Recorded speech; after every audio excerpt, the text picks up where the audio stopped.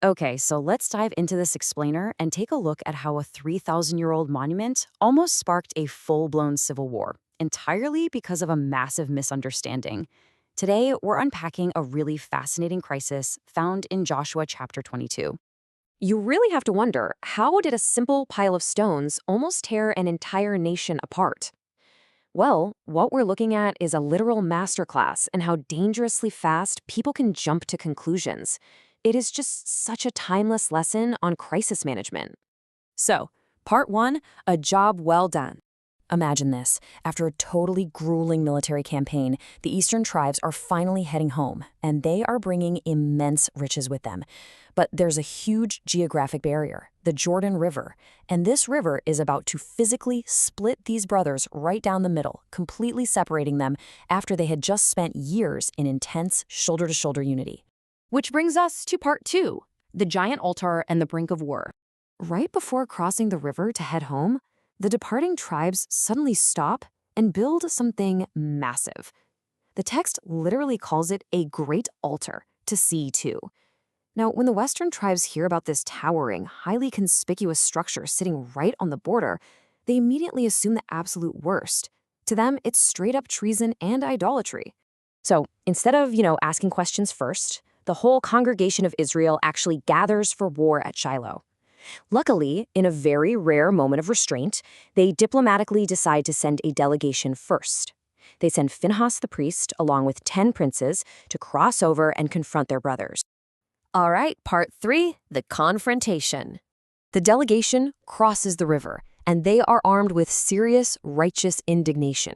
Phinehas furiously demands of them, "What trespass is this that ye have committed?" The Western tribes are completely convinced that this altar is a blatant, aggressive act of rebellion against their God. And look, their panic doesn't just come out of nowhere. It's heavily fueled by fresh historical trauma.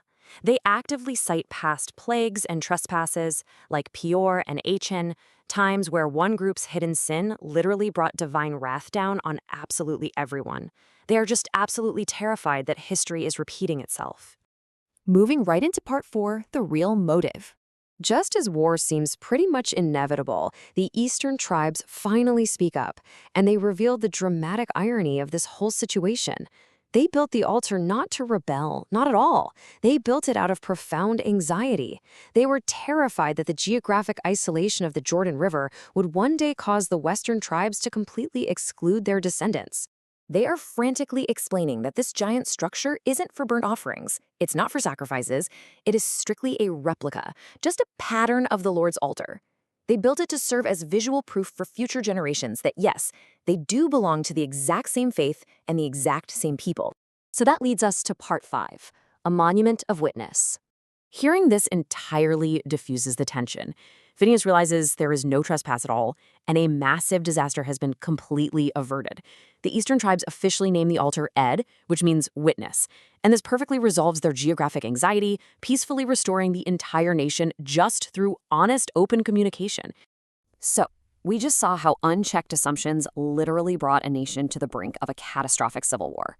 It really makes you think.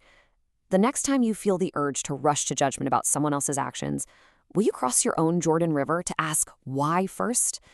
Honestly, it might just save a relationship.